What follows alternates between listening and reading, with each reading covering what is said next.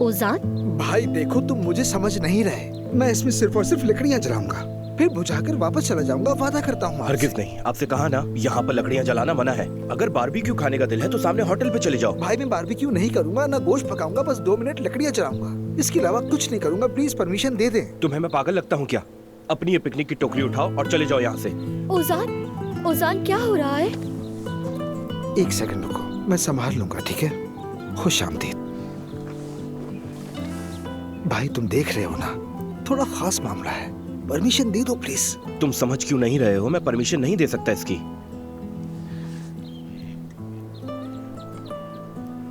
ओजान क्या हो रहा है यहाँ पर, ये तो बताओ। जुमाना 1 सेकंड में संभाल रहा हूँ ना, ठीक है?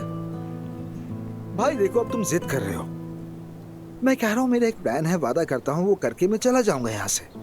तुम्हारा ये कौन सा प्लान है जिसमें आग जलाना जरूरी है?